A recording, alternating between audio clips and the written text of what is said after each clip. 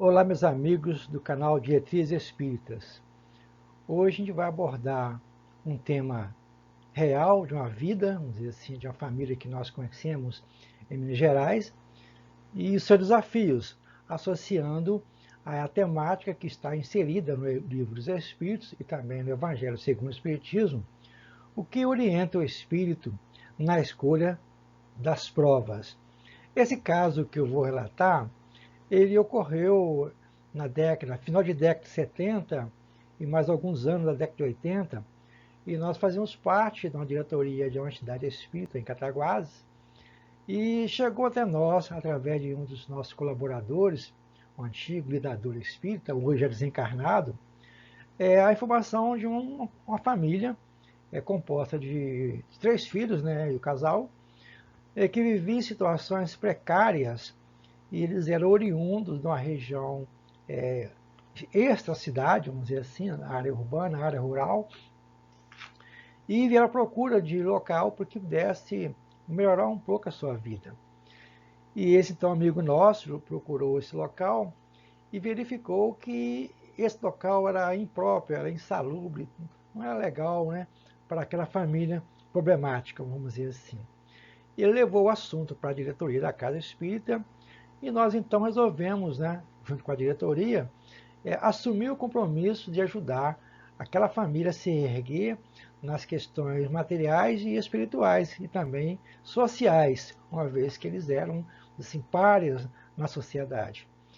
A primeira coisa que fizemos foi adaptar o espaço que existia e existe nessa casa espírita, um espaço antes ocioso, para que pudesse então abrigar essa família.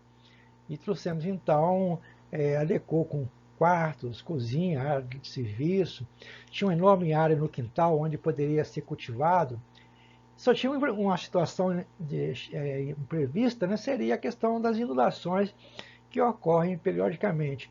Mas esse caso, quando ocorresse, nós levaríamos a família para a parte alta do centro e com isso ela ficava lá aguardando as águas retornarem aos seus níveis normais.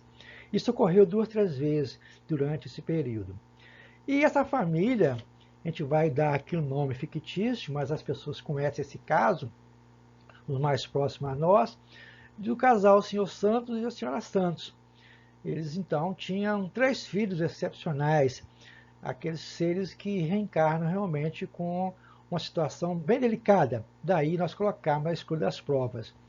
Tinha o Antônio José, que era o mais velho, e ele era muito forte, tinha assim a estatura já grande, pela idade dele, 9 anos, e nós tínhamos que amarrar as mãos dele no short, porque ele não tinha noção do que era certo ou errado, ele ficava a roer as suas unhas, né?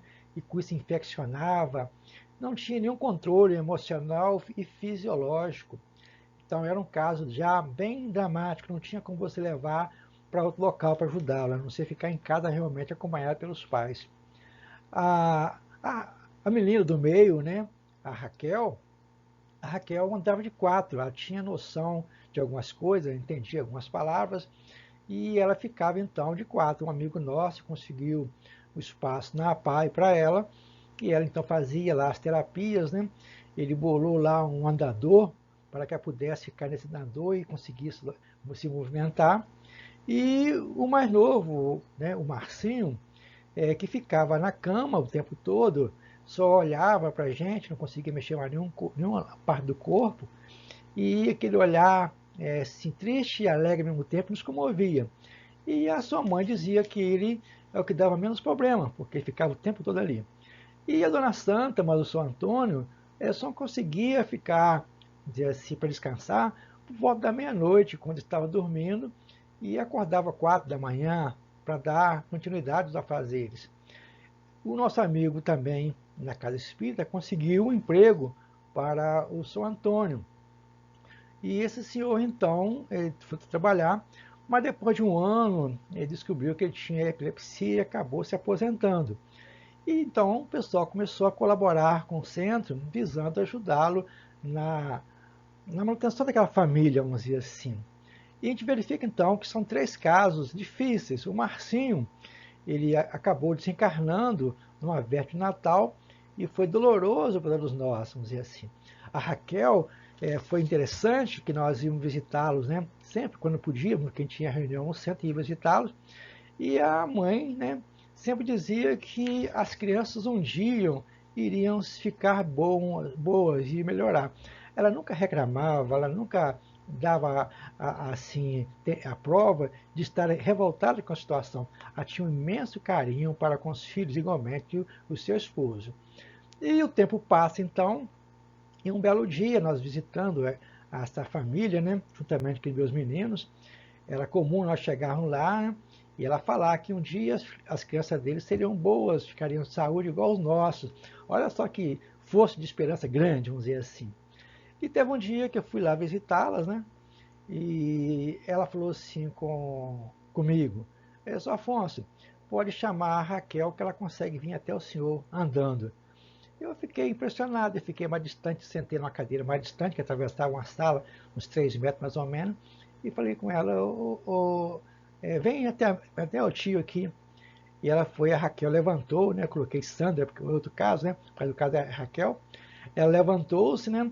E veio andando até onde eu estava e me deu aquele abraço aconchegante. Aquele dia foi para mim uma coisa marcante.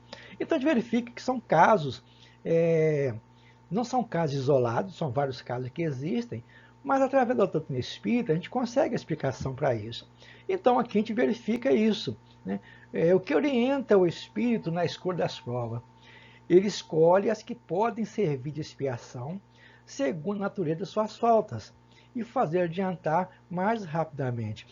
Então, essas faltas aqui não vai ser punição no futuro, vai ser uma reparação dos equívocos que ele fez. Não encare isso como punição. E essa natureza de expiação, né, é que faz com que eles façam essa escolha, vamos dizer assim. E continua o Espírito. Uns podem impor uma vida de miséria e provações para tentar suportá-la com coragem. Aqui já entra uma questão muito importante a ser analisado. A gente verifica que aqui em cima está falando de expiação e aqui embaixo está falando de provação. Então já é um outro assunto para poder discutir, não vai ser que agora, né? Porque se você for analisar o contexto desse momento, você vai verificar que nós temos 3 situações aqui na Terra. A nossa vida aqui, né? Expiações, provas e missões. Então, a gente verifica que você está encarnado, né? Expiando um passado e provando que você tem força para poder levar adiante. Olha só que interessante. Outros, no caso, né, querem experimentar as tentações da fortuna e do poder. Então, cada um escolhe o seu caminho, vamos dizer assim. Neste caso aqui, ela escolheu uma vida de misérias, né, para poder levar adiante o seu compromisso. No Evangelho segundo o Espiritismo, né, tem coisas mais importantes também para ser colocadas. Aqui, no final aqui, coloca também, tem aqueles que reencarnam, escolhem, né, vamos dizer assim, as provas para lutar contra os vícios, né, o caso desse casal. Né? Ali no caso, encaixa aqui no item 1.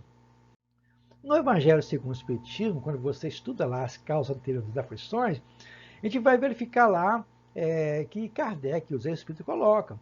Não há crer, no entanto, que todo sofrimento suportado nesse mundo denote a existência de uma determinada falta. Muitas vezes são simples provas, olha só, buscadas pelo Espírito para concluir a sua depuração e apressar o seu progresso. Assim, a expiação serve sempre de prova, olha só, mas nem sempre a prova é uma expiação.